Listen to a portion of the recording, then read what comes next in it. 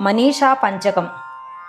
జాగ్రత్స్వప్నసుషుప్తిషు స్ఫుటతరాయా సంవిదుజృంభతే yeah బ్రహ్మాదిపిపీలికాంతతనుషు ప్రోతా జగత్సాక్షిణీ సైవాహం న చ దృశ్యవస్త్వితి దృఢప్రజ్ఞాపి యస్యాస్తి చేత్ చండాలోస్తు సతు ద్విజోస్తు గురురిత్యేషా మనీషా మమ. బ్రహ్మైవాహమిదం జగచ్చ సకలం చిన్మాత్ర విస్తారితం సర్వం చైతదవిద్యయా త్రిగుణయా శేషం మయా కల్పితం.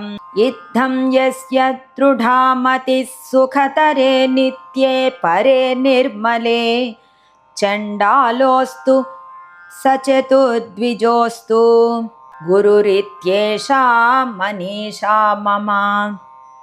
శశ్వన్నశ్వరమేవ విశ్వమఖిలం నిశ్చిత్య వాచా గురోః నిత్యం బ్రహ్మ నిరంతరం విమృశతా నిర్వ్యాజ శాంతాత్మనా భూతం భావి చ దుష్కృతం ప్రదహతా సంవిన్మయే పావకే ప్రారబ్ధాయ సమర్పితం స్వవపు గురురిత్యేషా మనీషా మమ.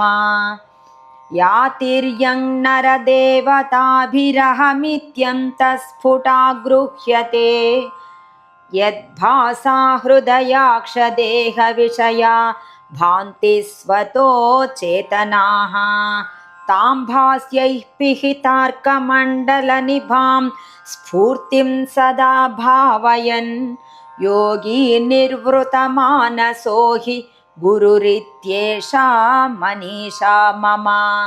యత్సౌఖ్యాంబుధిలేశలేశత ఇమే శక్రాదయో నిర్వృతా యచ్చిత్తే నితరాం ప్రశాంతకలనే లబ్ధ్వా మునిర్నిర్వృతః. యస్మిన్నిత్యసుఖాంబుధౌ గళితధీర్బ్రహ్మైవ న బ్రహ్మ విద్యః కశ్చిత్ స సురేంద్రవందితపదో నూనం మనీషా మమ. ఇది శ్రీమదాదిశంకరాచార్య విరచిత మనీషా పంచకం.